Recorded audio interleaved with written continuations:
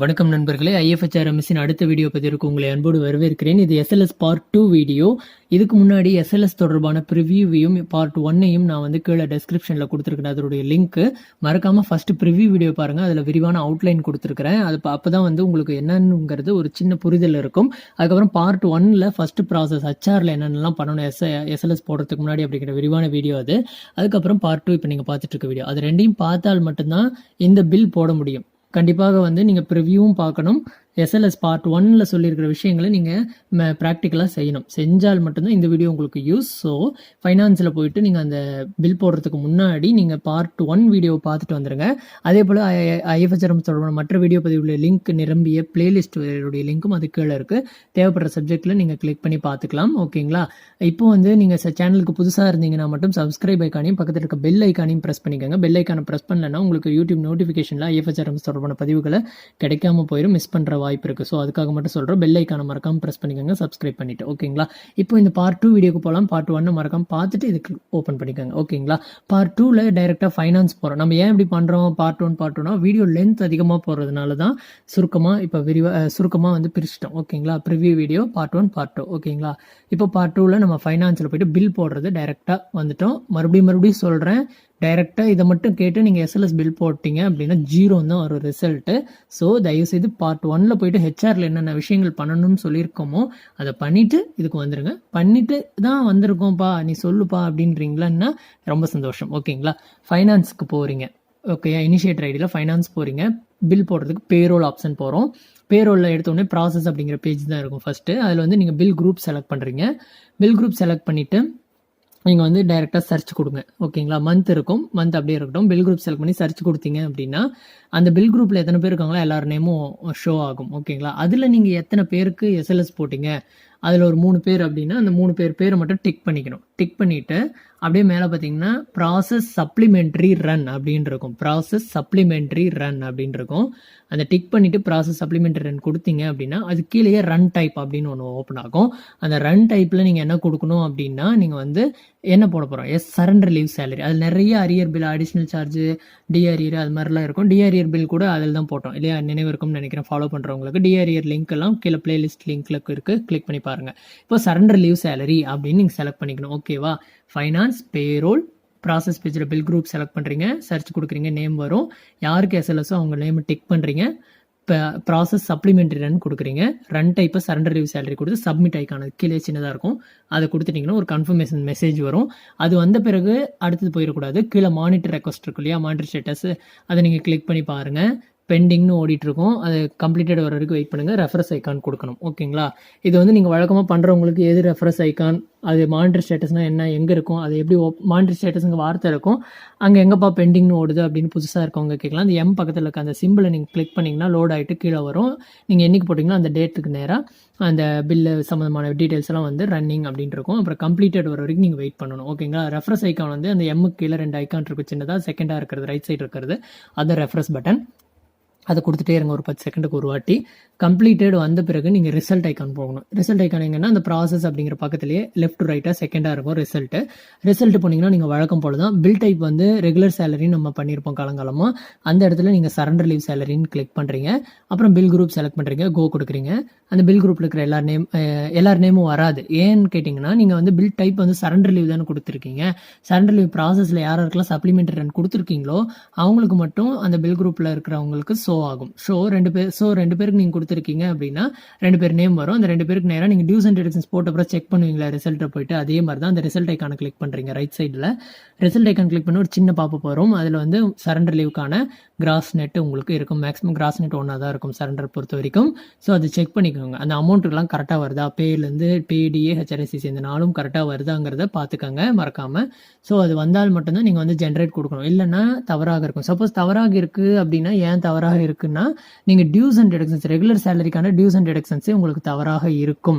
So டியூஸ் சரியாக இருந்தால் மட்டும்தான், டிடக்ஷன்ஸ் பற்றி பிரச்சனை இல்லை, டியூஸ் சரியாக இருந்தால் மட்டும்தான் அதில் 15 days அப்படியே டிவைட் ஆகி கால்குலேட் ஆகி உங்களுக்கு வந்து ஷோ ஆகும் SLSல. ஸோ அது சரியாக இருக்கான்னு ரிசல்ட்டில் அதுக்காக தான் பார்க்கணும். வேறு இதில் ஒன்றும் கிளிக் பண்ணுறதோ மானிட்டர் ஸ்டேட்டஸோ எதுவுமே பண்ண தேவையில்லை. ஓகேங்களா? ரிசல்ட் வந்து நீங்கள் சரியாக இருக்கான்னு பார்த்துக்கணும். 2 பேர்னா 2 பேருக்கு. அப்புறம் இப்போ ரிசல்ட் பக்கத்தில் ஜென்ரேட் பில் போகணும். ஜென்ரேட் பில் போன பிறகு இங்கே தான் கொஞ்சம் கவனமாக இருக்கணும். ஜென்ரேட் பில் ஓப்பன் ஆனோடனே டாப்பில் பாருங்கள், ரேடியோ பட்டனில் 3 இருக்கும். சேலரின்னு ஒன்று இருக்கும், நடுவில் சப்ளிமெண்ட்ரின்னு ஒன்று இருக்கும், மூணாவதாக நான் சேலரின்னு இருக்கும். சென்டராக இருக்கிற சப்ளிமெண்ட்ரியை நீங்கள் கிளிக் பண்ணிக்கோங்க. ஏன்னா எஸ்எல்எஸ் அப்படிங்கிறது ஒரு சப்ளிமெண்ட்ரி பில். ஸோ நடுவில் இருக்கிற சப்ளிமெண்ட்ரி ரேடியோ பட்டனை கிளிக் பண்ணோடனே அந்த பேஜ் லோட் ஆகி வேறு மாதிரி கொஞ்சம் மாறும். மந்த் இருக்கும். அதுக்கப்புறம் நீங்கள் பார்த்தீங்கன்னா சப்ளிமெண்ட்ரி ரனில் வந்து நீங்கள் என்ன கொடுக்கணும் அப்படின்னா, பில் டைப் வந்து surrender leave salary, bill type வந்து சரண்டர் லீவ் சேலரின்னு நீங்கள் செலக்ட் பண்ணிக்கிறீங்க. அப்புறம் வந்து பில் குரூப் என்ன அப்படிங்கிறத நீங்கள் செலக்ட் பண்ணணும். வெரி சாரி, அங்கே வந்து பில் டைப் மட்டும் தான் இருக்கும். சரண்டர் லீவ் சேலரி அப்படின்னு செலக்ட் பண்ணிவிட்டு நீங்கள் வந்து ஆஃபீஸ் நேம் என்னவோ அது உங்களுடைய ஆஃபீஸ் மட்டும் தான் இருக்கும். சர்ச் ஐக்கான் கொடுத்து செலக்ட் பண்ணிக்கிறீங்க. அதுக்கப்புறம் எம்ப்ளாயி நேம்னு ஒன்று இருக்கும், அது நீங்கள் கொடுக்க தேவையில்லை. கொடுத்தால் அந்த பர்டிகுலர் எம்ப்ளாயி மட்டும்தான் வரும். எம்ப்ளாயி நேம் கொடுத்தீங்கன்னா அவங்களுடைய எம்ப்ளாயி நம்பர் வச்சு சர்ச் பண்ணி அந்த நேம் வரும். ஆனால் நீங்கள் ஒருத்தருக்கு மட்டும் தான் பில் போடுற மாதிரி இருக்குது. இப்போ எஸ்எல்எஸ் அப்படின்னா இபேரோல ஒரு 3 பேருக்கு வருதுன்னா 3 பேருக்கு ஒட்டுக்காக தான் கிராஸ் வரும் இல்லையா, ஸ்டேட்மெண்ட் போட்டு. அந்த மாதிரி பண்ணணும் அப்படின்னா இந்த இடத்துல நீங்கள் ரொம்ப கவனிக்கணும். ஜென்ரேட் பில், நடுவில் இருக்கிற சப்ளிமெண்ட்ரி ரேடியோ பட்டன் செலக்ட் பண்ணுறீங்க. மந்த் இருக்கும். பில் டைப்பில் சரண்டர் லீவ் சேலரி செலக்ட் பண்ணுறீங்க. ஆஃபீஸ் நேம் மட்டும் செலக்ட் பண்ணுறீங்க. அப்படியே எம்ப்ளாயி நேமை எம்டியாக விட்டு சர்ச் கொடுங்க. சர்ச்சில் கோ இருக்கும் இல்லையா, அதை கொடுத்தீங்க அப்படின்னா நீங்கள் யாராருக்கெல்லாம் சப்ளிமெண்ட்ரி ரன் பண்ணியிருக்கீங்களோ, யாராருக்கெல்லாம் ரிசல்ட் பார்த்தீங்களோ அவங்களுடைய நேம்ஸ் மறுபடியும் கீழே ஷோ ஆகும்.